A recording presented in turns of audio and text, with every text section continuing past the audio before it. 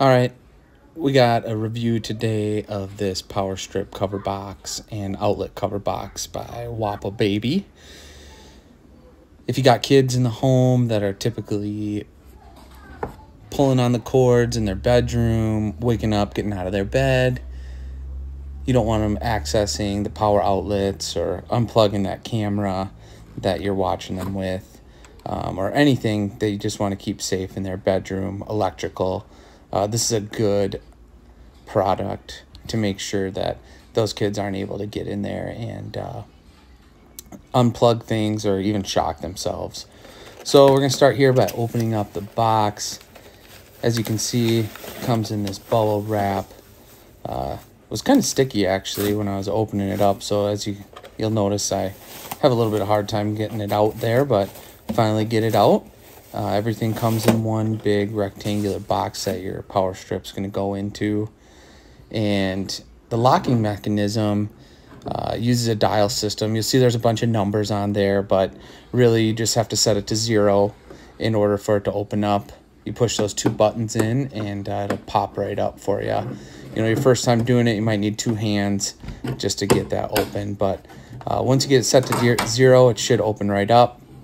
Right out of the box, it comes with the outlet cover inside of that power strip cover. So pretty durable product, just plastic, has some vents on the bottom there.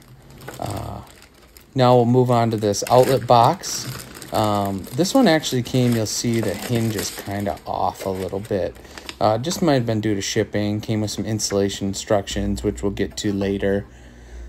But same locking mechanism for those kids. I mean, they got to be pretty smart to figure out this dial system. You know, once they get older, it won't be necessary. It does come with both of the outlet covers. Comes with the 2 outlet one and one that also borders the whole thing. As you can see here, it still has the 0 and 0 through 12 dial system here, where you push the buttons to open up the door.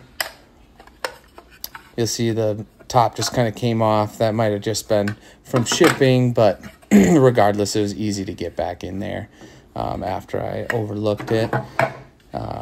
You know, it's pretty durable product. You know, it's not cheap or chintzy. It definitely is made well. It wasn't too expensive.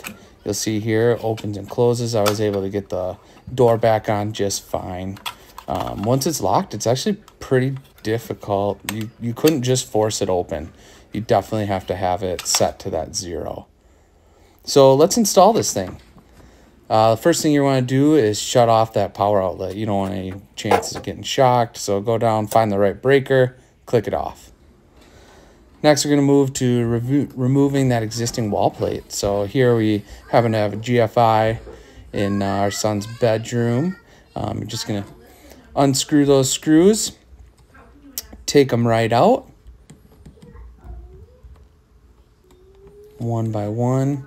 You know, when they're the flathead screws, it does make it a little difficult to use that screwdriver. So we got that out. Next step here is you're going to use the existing wall, or you can use the existing wall plate, or here you're going to use the one that they supplied. This is the best fit one. It will fit over that GFI switch. So I'm just going to put it on there, make sure it fits correct. As it does, you can see it fits on there just right. Next, we're going to put the whole receptacle, that whole outlet cover box on there. And here's where I kind of had a challenge. It doesn't really quite fit on there. So you're going to have to put the plate on too with it in order to get it to stay on there. The plate sits right in that receptacle box, so it fits and holds it all on there. So it's kind of does take 2 hands to do this. You can't just do it one-handed there. You definitely need 2 hands. You'll see I have quite a difficult time getting it in there, but you know, in the end I end up getting it all installed. So next we're going to put the cover on with the screws. So I just used the screws that I had before. It does come with screws, but you can use the ones that you already have. They'll fit in your outlet receptacle just fine. You know that those will fit just right. So get those screwed in there. Have a heck of a time getting that in there with the flathead with one hand, but you can see I got to kind of loosen, tighten, get it to sit right real nice. And the second screw, I just had quite a hard time getting it to stay in there. So I had to get 2 hands out there and get it put in. Dropped it a few times, but finally got that put in there. Screwed it in there. You'll see it's a little bit jiggly. I didn't video this part, but I did end up taking it off and pushing the whole outlet back into the box a little bit more. You see it's a little more secure now that I got it in there, and nice and flush to the wall, nice and sturdy, so it'll hold for you there, no problem. Get it set to 0, shut that door, pops open and closed just fine. Last, you can insert your power cords that you had plugged into it as usual. You know, it does have a lot of clearance, so even this big power strip plug-in fits in there real nice. Close it right up, turn that dial away from 0, and those kids can't get it open, no problem. We got it.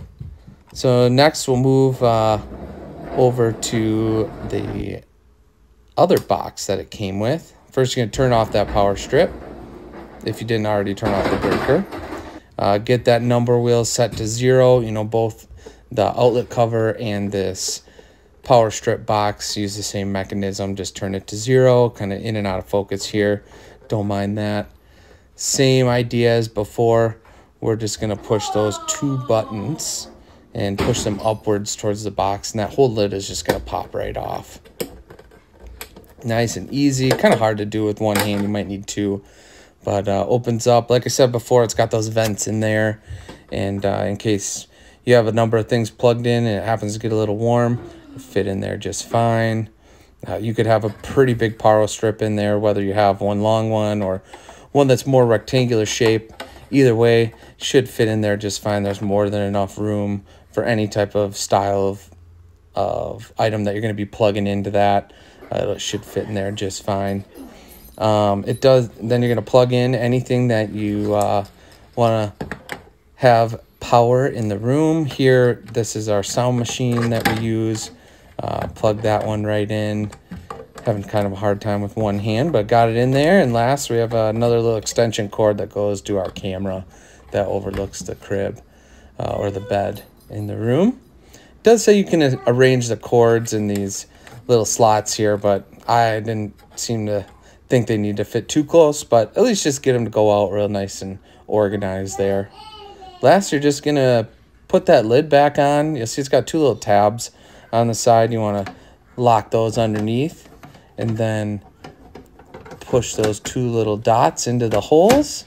Close it right up and turn that dial away from 0, and it should be pretty easy to lock that right up. You can see it's set to 0. We're just going to change that over, make sure it's locked. Can't push the buttons then, and kids can't really get into that. It's secured now. You got both the outlet box and the power strip box locked up. Kids really can't get to it, so consider yourself safe. And you'll see here I had my son check it out, give it a shot. He really couldn't get it done. I can't open it by myself. I can't open it. That's good. There's dangerous stuff in there. We don't want you to open it. I don't want to open it. No. Or this one. But that one.